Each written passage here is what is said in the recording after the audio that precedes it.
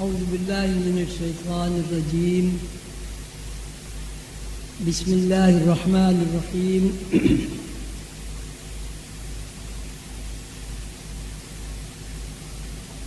محترم بزرگوں، پیارے دوستوں، خواتین و حضرات، میرے بچوں، السلام علیکم۔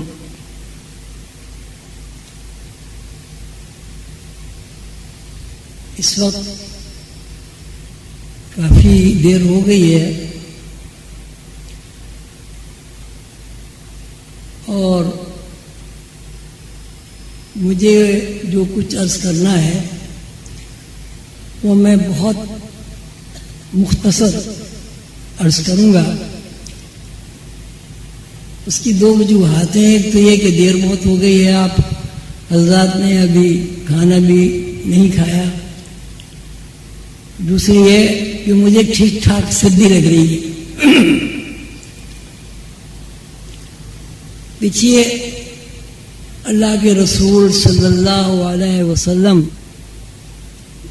جب اس دنیا میں تشریف لائے تو اللہ تعالیٰ نے ان کے اوپر قرآن پاک کو نازل فرمایا اور 23 سال تک قرآن پاک نازل ہوتا رہا۔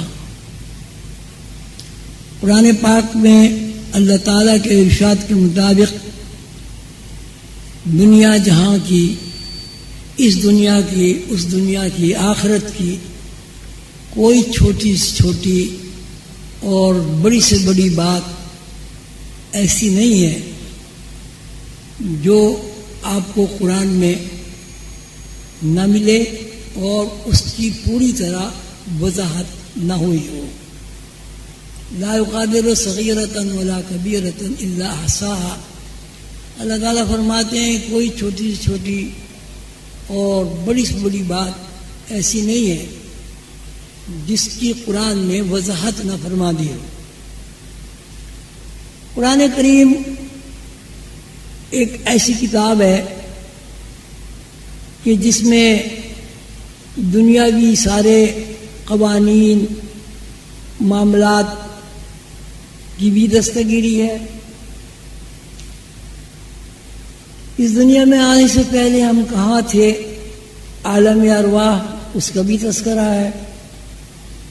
اس دنیا سے جانے کے بعد ہم کہاں رہیں گے اور وہاں کیا ہمارے ساتھ پیش آئے گا، اس طرح ہم زندگی گزاریں گے، اس کا بھی قرآن پاک میں تذکرہ ہے۔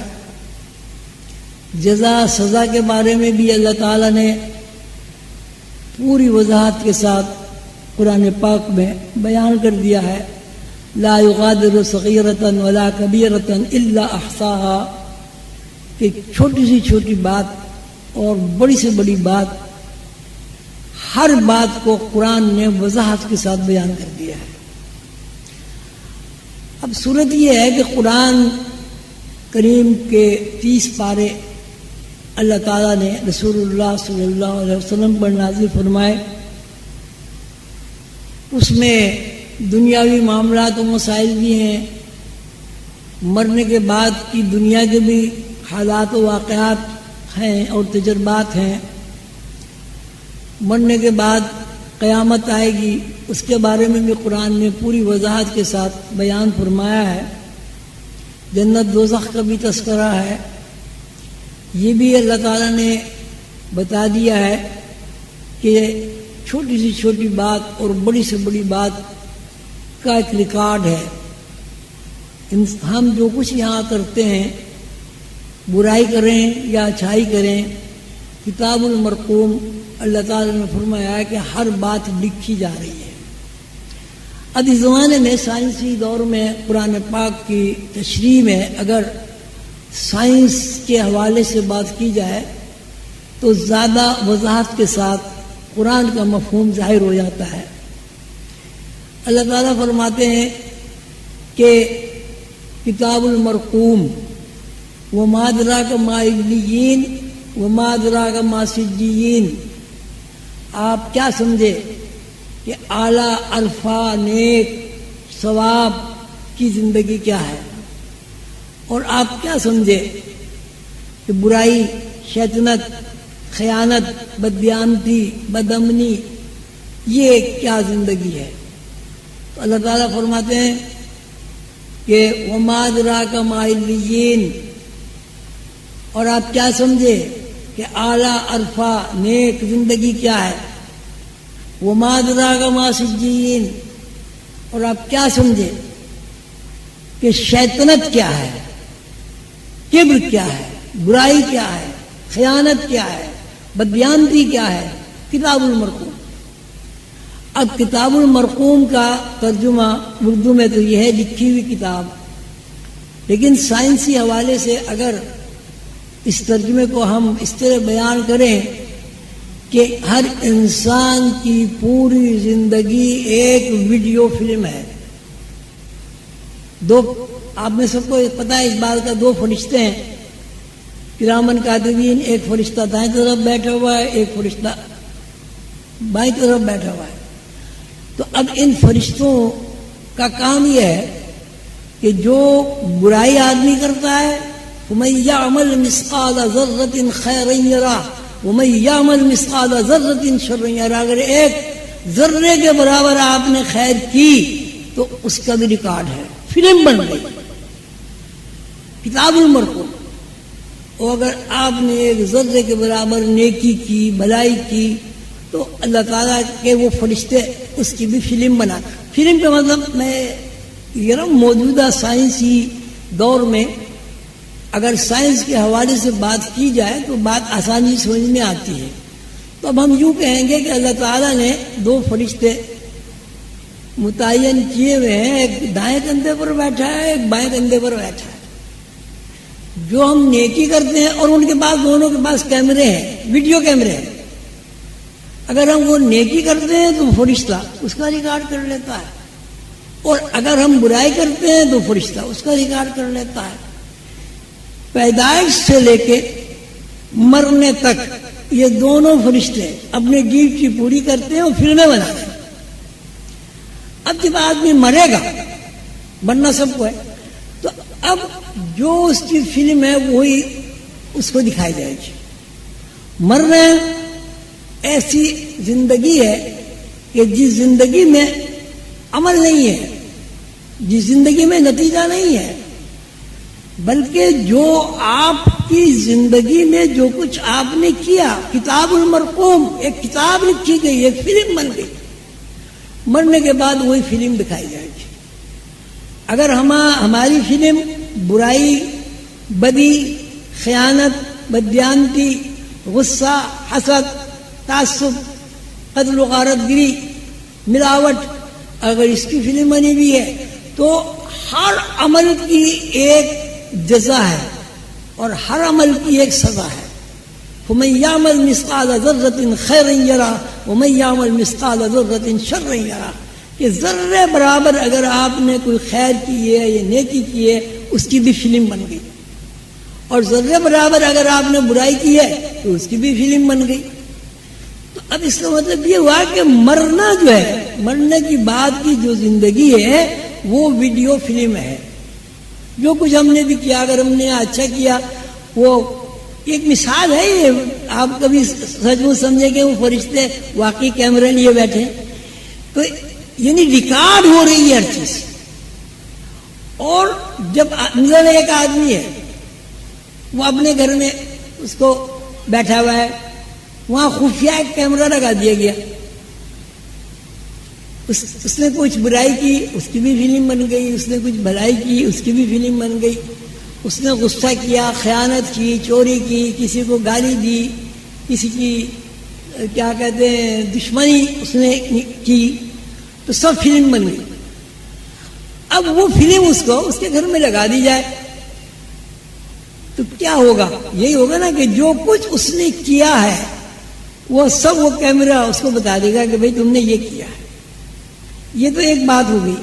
یہ بات ذرا ذہن میں مشکل سے آئے گی، اس لیے کہ یہ نئی بات ہے۔ یہ تو ہم جانتے ہیں کہ فرشتے بیٹھے ہیں اور انہوں نے ریکارڈ لیے بیٹھے ہیں اور وہ ریکارڈ کر رہے ہیں. اب ایک دوسری بات یہ ہے کہ ہر عمل کا ایک اختتام ہوتا ہے، ایک نتیجہ ہوتا ہے. مثلا ایک آدمی نماز پڑھتا ہے، اب نماز کا نتیجہ یہ ہوگا کہ اس کے نیکی لکھی جائے گی. لیکن نماز میں اگر وہ خیالات میں پوری نماز پوری کرتا ہے اور اپنا حساب کتاب کرتا ہے کہ دکان میں جاؤں گا اتنے پیسے ملیں گے، اماں نے یہ دیے تھے، ابا نے یہ دیے تھے فلاں، تو وہ بھی اس کی بھی فلم بن جائے گی. تو فَمَن يَعْمَلْ مِثْقَالَ ذَرَّةٍ خَيْرًا يَرَهُ وَمَن يَعْمَلْ مِثْقَالَ ذَرَّةٍ شَرًّا يَرَهُ کا مطلب یہ ہے کہ ہم جو بھی کچھ کر رہے ہیں وہ چیز ریکارڈ ہو رہی ہے. اللہ تعالیٰ نے اس کو 30ویں پارے میں کتاب المرقوم فرمایا ہے. اب جب انسان مرتا ہے، اب دیکھیں بڑی سوچنے کی بات یہ کہتے ہیں کہ حساب کتاب ہوگا، قیامت تو آئی نہیں تو حساب کتاب کیسے ہوگا؟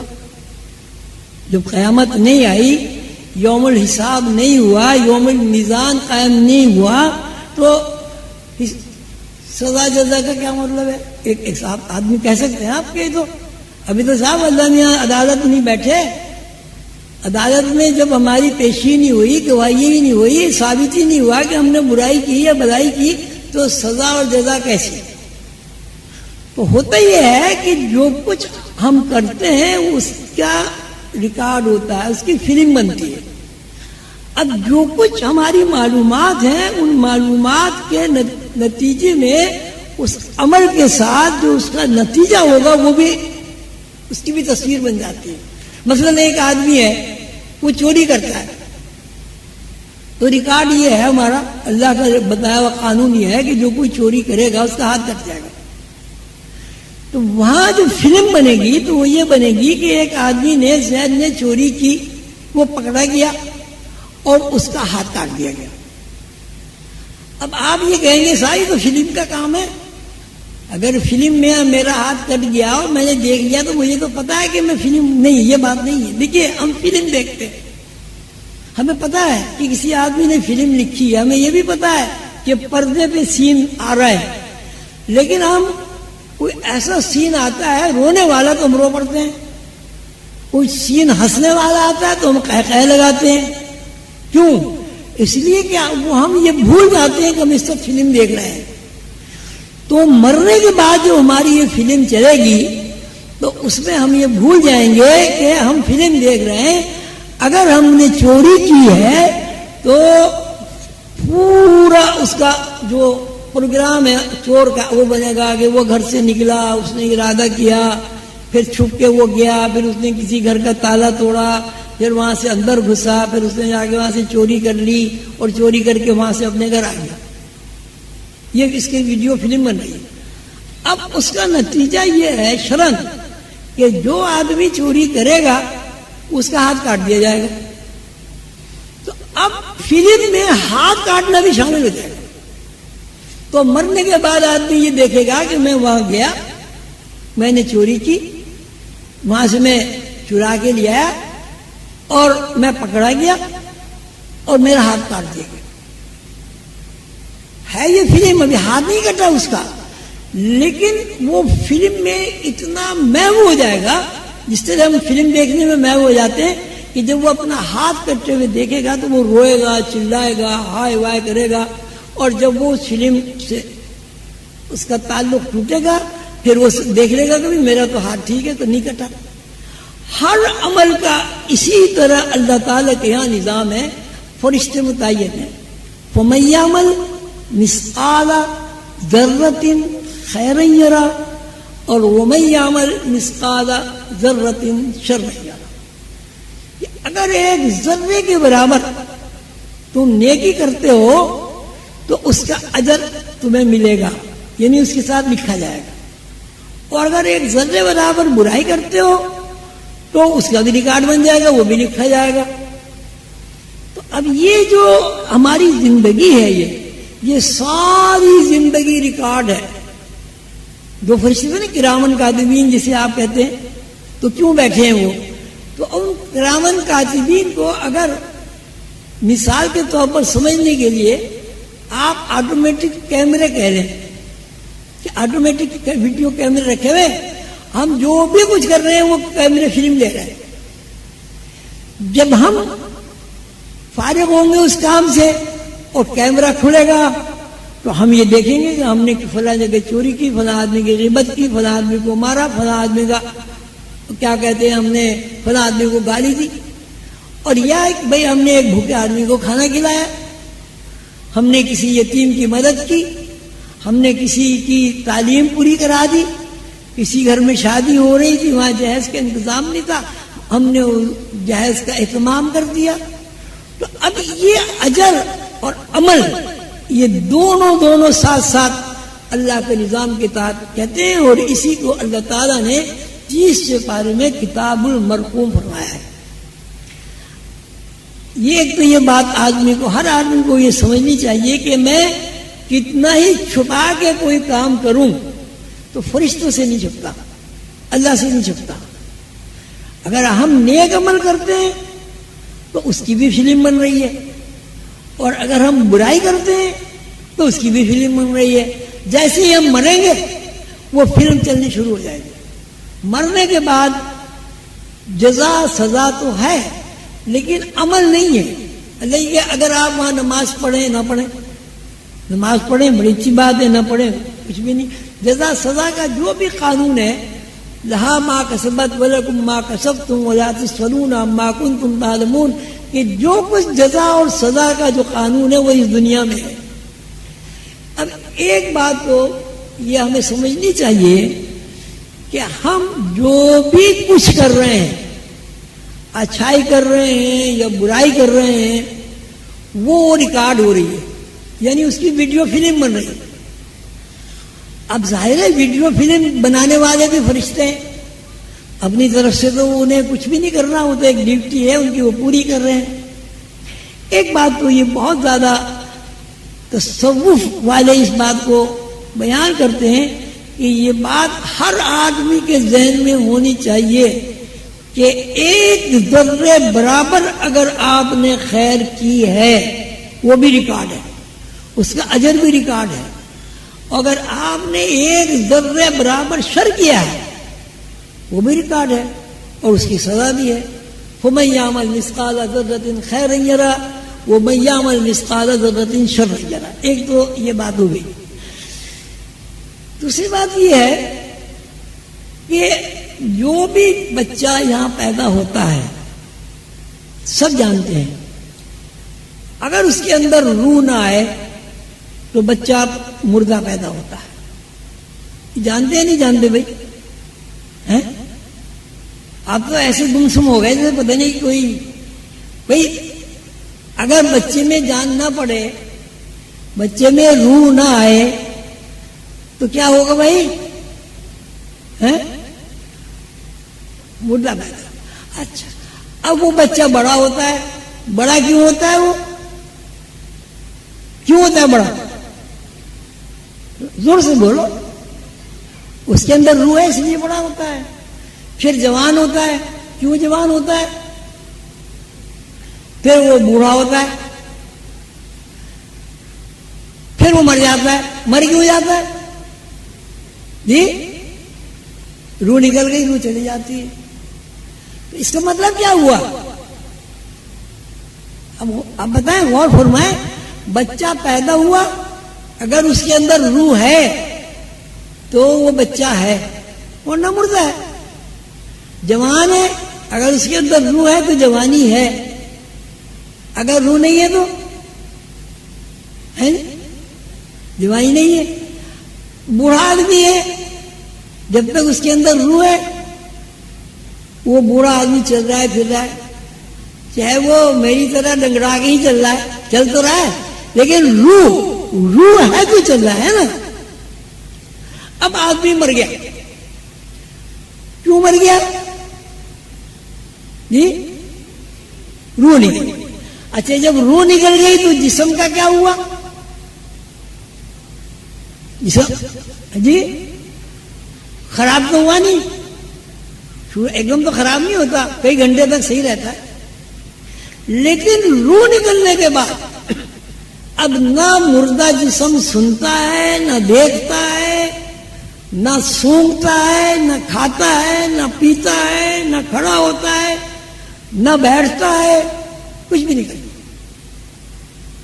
تو اصل وہ ڈیڈ باڈی جسم جس کو آپ کہتے ہیں، اصل جسم ہوا یا کوئی اور چیز ہوئی؟ پھر وہ کیا چیز ہوئی؟ زور سے بولو، مجھے آواز نہیں آتی. اگر آدمی کے اندر سے روح نکل جائے تو آدمی خراب تو نہیں ہوتا فوری طور پر، یا ہوتا ہے؟ ہوتا ہے. اب آپ کی آواز نہیں ہے، میں بہرا ہو گیا ہوں. جسم کیوں نہیں ہوتا؟ جسم تو خراب ہو جاتا ہے، لیکن کچھ عرصے تک جسم رہتا ہے. اور یہ قبر میں جو اللہ تعالیٰ نے قبر کا جو نظام بنایا ہے وہ بھی اسی لیے بنایا ہے کہ جسم کی سران، جسم کی خرابی، جسم میں کیڑے پڑنا اور جسم کو چیوٹے کھانا آپ نہ دیکھیں. ورنہ آپ دیکھیں ایک آدمی مر گیا، اس کو آپ قبر میں نہ دبائیں، کیا ہوگا؟ کیڑے کھائیں گے، بدبو آئے گی، تعفن ہوگا، کتے کھائیں گے، بلیاں کھائیں گی. تو قبر میں دفنانے کا کیا مطلب ہوا بھائی؟ کیا مطلب ہوا؟ تاکہ جسم جو ہے اس کی بے حرمتی نہ ہو، یا اس کے علاوہ بھی کچھ ہے؟ بھائی قبر میں جائیں گے، سب کو پتا ہے پہلے جسم پھولتا ہے، پھر پھٹ جاتا ہے، پھر کیڑے مکوڑے سے کھا لیتے ہیں. پھر یہ قبرستان والے کیا کرتے ہیں؟ قبریں کھود کے ہڈیاں ایک طرف کر دیتے ہیں، پھر اس قبر میں اور ایک اور دبا دیتے ہیں. میں کہنا یہ چاہ رہا ہوں، آپ یہ بتائیں کہ مادی گوشت پوست کا بنا ہوا جسم میں اگر روح نہ ہو تو اس جسم کی کیا حیثیت ہے؟ جی تو اصل پھر کیا ہوا؟ یہ جسم ہوا یا روح ہوئی؟ اچھا، جب روح ہے اصل، جسم اصل نہیں ہے، تو ہمارے اوپر کیا ذمہ داری ہوتی ہے؟ ہم اپنے آپ کو پہچانیں، اپنی اصل سے واقفیت حاصل کریں. اس لیے کہ یہ عارضی اور فکشن ہے، سران، تعفن. جسم تو تعفن ہے. دیکھیے آپ نے دیکھا ہوگا اگر دفنانے میں کچھ دیر ہو جاتی ہے تو کتنی بدبو آتی ہے؟ آتی ہے نہیں بدبو؟ تو اس لیے بھی تو دبایا جاتا ہے، محفوظ رہیں. اب اس بات کا کیا خلاصہ ہوا بھائی؟ اصل کیا ہوئی؟ آپ کا یہ مادی جسم، مادی وجود اصل ہوئی یا روح ہوئی؟ آپ کون ہیں؟ آپ جسم ہے، مادی جسم ہے گوشت پوست کے، یا جی کیا ہے آپ؟ زور سے بولو. روح ہے نا؟ تو پھر اب ہمارا کیا فرض ہوتا ہے؟ ہمارا کیا فرض ہوتا ہے بھائی؟ یہ جو جسم ہے یہ تو بیکار ہے، جیسے ہی مریں گے سڑ جائے گا، کیڑے مکوڑے کھا جائیں گے. اگر لاش کہیں پڑی رہے گی تو کتے بلی کھا جائیں گے. ٹھیک ہے نا؟ اصل آپ کی کیا ہے؟ یہ مادی گوشت پوست کا جسم ہے یا روح ہے؟ جی اب ہمیں کیا کرنا چاہیے آپ ہی بتائیں. جی کیا کرنا چاہیے بھائی؟ کوئی آدمی یار کوئی تو کھڑا ہو کے بتائے.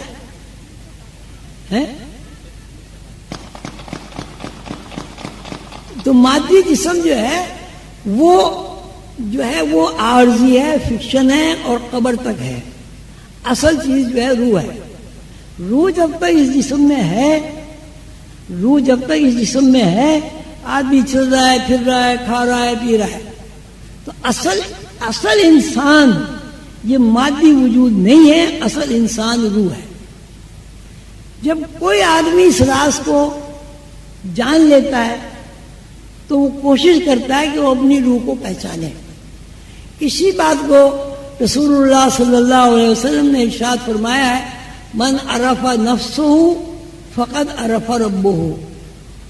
جس نے اپنی روح کو پہچان لیا, اپنے نفس کو پہچان لیا, اپنی حقیقت کو پہچان لیا, اس نے اپنے رب کو پہچان لیا.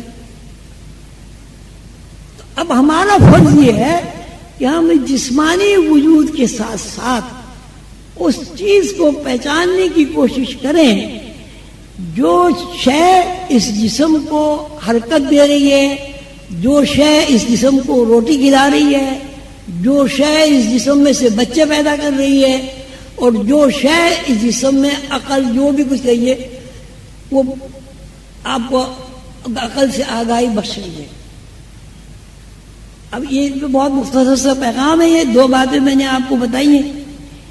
اب دونوں باتوں کا خلاصہ یہ ہے کہ انسان کا مادی وجود روح کا ایک لباس ہے. بس جب روح اس لباس کو اتار دیتی ہے, یعنی جس کو ہم ڈیڈ باڈی کہتے ہیں, تو آدمی مر جاتا ہے. اور جب تک اس جسم کو لباس بنا کر روح پہنے رہتی ہے آدمی زندہ رہتا ہے. یہ بات سمجھ میں آ گئی؟ نہیں ہاتھ اٹھاؤ سب, کس کس کے سمجھ میں آئی؟ ماشاءاللہ یہ تو ساری سمجھدار ہیں بھائی, ماشاءاللہ. تو اب ہمیں پھر کیا کرنا چاہیے؟ اب یہ بھی بتاؤ ہمیں کیا کرنا چاہیے؟ اب ہمیں یہ کرنا چاہیے کہ جسمانی وجود کو جو چیز سنبھالے ہوئے ہے اس سے واقف ہونا چاہیے. ٹھیک ہے؟ وہ چیز کیا ہے؟ وہ. تو جب تک انسان اپنی روح سے واقف نہیں ہوگا وہ حیوان سے زیادہ اس کی کوئی اہمیت نہیں ہے. لقد خلقنا الانسان فی احسن تقویم ثم رددناہ اسفل سافلین. یہ انسان اللہ تعالیٰ کی بہترین صنائی ہے, لیکن وہ کیا ہے بھائی؟ ثم رددناہ اسفل سافلین, یہ وہ اسفل سافلین میں پڑا ہوا ہے. جب تک انسان اپنی روح سے واقف نہیں ہوگا اس وقت تک اس کی حیثیت حیوانات سے الگ نہیں ہوگی. اس لیے کہ جس طرح میں کھانا کھاتا ہوں اس طرح گائے بھی کھانا کھاتی ہے, جس طرح میرے بچے ہوتے ہیں اس طرح بیل کے بھی بچے ہوتے ہیں, جس طرح میں بیمار ہوتا ہوں اس طرح بکری بھی بیمار ہوتی ہے, جس طرح مجھے سردی لگتی ہے اس طرح کتے کو بھی سردی لگتی ہے. کیا فرق ہے اس میں ہم میں, جانوروں میں؟ اب کیا آپ کہیں گے جی عقل کا فرق ہے, آپ بھی کہیں گے عقل کا فرق ہے. تو عقل تو بھائی لوگوں میں بھی سب عقل مند نہیں ہوتے, ان میں بھی کم عقل لوگ ہوتے ہیں. اور عقل کا جہاں تک تعلق ہے تو عقل تو حدود میں زیادہ ہے. حضرت سلیمان کا قصہ پڑھو, حدود میں آگے کہا اسے شادی کرا دی, اس نے منگیتر کا بھی کام کر دیا اس نے. چیونٹی سورہ نمل قرآن شریف میں چیونٹی ہے, سورہ نام ہی اس کا سورہ چیونٹی ہے. وہ کہتے ہیں حضرت سلیمان علیہ السلام تشریف لے جا رہے تھے تو ان کو آواز آئی, اے چیونٹیوں اپنے بلوں میں چلی جاؤ, سلیمان کا لشکر آ رہا ہے, ایسا نہ ہو تمہیں رون دیا جائے. حضرت سلیمان علیہ السلام نے آواز سنی اور نیچے اتر آئے, زمین پر اڑ رہے تھے. تو انہوں نے چمٹی کو اٹھایا, اپنی ہتھیلی پہ رکھا اور یہ کہا کہ بھئی میں نے تیری آواز سن لی ہے کہ تجھے اپنی رعایا کا کتنا خیال ہے. اب تو یہ بتا کہ سلطنت تیری بڑی ہے یا سلیمان کی بڑی ہے؟ تو چیونٹی نے کہا یہ تو اللہ کو پتا ہے کہ سلیمان کی سلطنت بڑی ہے یا چیونٹی کی سلطنت بڑی ہے. میں تو اتنی بات جانتی ہوں کہ اس وقت سلیمان کا ہاتھ ایک چیونٹی کا تخت بنا ہوا ہے. اس کا کیا مطلب ہوا؟ اس کا مطلب یہ ہوا کہ چیونٹی میں بھی عقل ہے, چیونٹی بھی باتیں کرتی ہے, چیونٹی بھی اپنی رعایا کی حفاظت کرتی ہے. عقل کا جہاں تک تعلق ہے, عقل انسانوں میں بھی سب تو عقل مند نہیں ہوتے، انسان بھی کم عقل ہوتے ہیں اور بہت عقل مند بھی ہوتے ہیں۔ اب انسان جو ہے لقد خلقنا الانسان فی احسن تقویم، اللہ تعالیٰ نے فرمایا کہ میں نے انسان میری بہترین تخلیق ہے، بہترین صنائی ہے، بہترین صورت ہے۔ کیوں ہے بہترین؟ بہترین اس لیے ہے کہ اس کے اندر زمین کے اوپر جو دوسری مخلوقات ہیں ان سے زیادہ صلاحیت ہے۔ وہ کیا صلاحیت ہے؟ وہ صلاحیت یہ کہ اللہ تعالیٰ نے آدم کو اپنی نیابت اور خلافت عطا کی ہے۔ آدم کے علاوہ جو دوسری مخلوق ہے اس کو اللہ تعالیٰ نے نیابت و خلافت عطا نہیں کی۔ تو انسان اور حیوان میں کیا فرق ہوا؟ انسان حیوان میں یہ فرق ہوا کہ اگر انسان کو نیابت اور خلافت کا علم حاصل ہے تو وہ دوسری مخلوقات سے بڑی ہے، بڑی مخلوق ہے، باعزت ہے، بامرتبہ ہے۔ لیکن اگر انسان کو اللہ تعالیٰ کا وہ علم حاصل نہیں ہے جو ہمارے باپ آدم کو حاصل تھا، تو انسان کی اور حیوان کی تخلیق میں کیا فرق ہے بھائی؟ کوئی ہے فرق؟ کیوں بھائی بتاؤ، فرق ہے کوئی؟ جس سے دیکھیے نا، ایک بکری بھی اپنے بچوں کو دودھ پلاتی ہے، اس کو بھی پیدائش کے عمل سے گزرنا ہوتا ہے۔ ایک ماں بھی اپنے بچے کو دودھ پلاتی ہے، اس کو بھی پیدائش کے عمل سے گزرنا ہوتا ہے۔ انسان اور حیوان میں بنیادی فرق یہ ہے کہ انسان اللہ تعالی کی امانت کا امین ہے۔ اللہ وعلم آدم الاسماء كلها ثم عرضهم على الملائكة وقال انبئوني باسماء هؤلاء ان كنتم صادقين، کہ ہم نے آدم کو علم الاسماء سکھایا۔ فرشتوں نے جب اللہ تعالیٰ سے کہا کہ صاحب یہ آپ آدم کو اپنا خلیفہ بنا رہے ہیں تو بڑا خون خرابہ کرے گا، فساد برپا کر دے گا، تو اللہ تعالیٰ نے آدم علیہ السلام کو علوم عطا فرمائے، وعلم آدم الاسماء كلها، اور کہا آدم سے کہ جو کچھ علم میں نے تمہیں سکھایا یہ فرشتوں کے سامنے بیان کرو۔ جب آدم علیہ السلام نے وہ علوم بیان کیے تو فرشتوں نے کیا کہا؟ قالوا سبحانك لا علم لنا الا ما علمتنا انك انت العليم الحكيم۔ سب یہ جو آدم علیہ السلام کو آپ نے علم عطا فرما دیا یہ ہمیں حاصل نہیں ہے۔ تو آدم کی فضیلت اس بنیاد پر ہے کہ اللہ تعالیٰ نے آدم کو نیابت کے وہ علوم سکھا دیے ہیں جو کائنات میں دوسری مخلوق کو نہیں سکھائے۔ ٹھیک ہے بھائی، بات سمجھ میں آ گئی یا بھی نہیں آئی؟ آ گئی جو خدا حافظ، السلام علیکم۔ اللہ تعالیٰ آپ سب سے خوش ہو، راضی ہو۔ وہ کہتے ہیں شیخ چلی کا نام تو سنا ہوگا نا آپ نے، تو لوگ اس کو پکڑ رہا ہے کہ بھائی تقریر کرو، بھائی تقریر کرو، بھائی تقریر کرو۔ بہت بڑا مجمع تھا، تو انہوں نے وہ آنا نہیں چاہتے تھے، خیر وہ آ گئے۔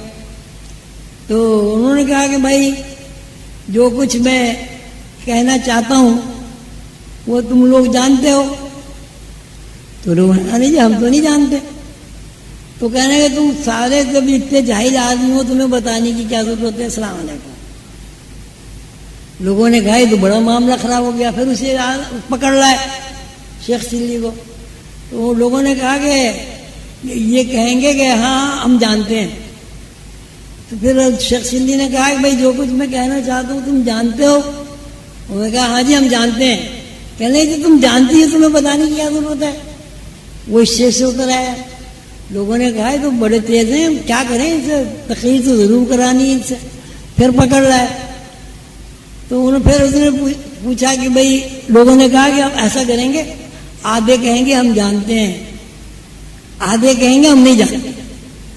پھر وہ شیخ سندھی نے کہا کہ بھائی جو کچھ میں کہنا چاہتا ہوں علم کی باتیں تم جانتے ہو؟ تو آدھوں نے کہا جی ہاں ہم جانتے ہیں، آدھوں نے کہا ہم نہیں جانتے۔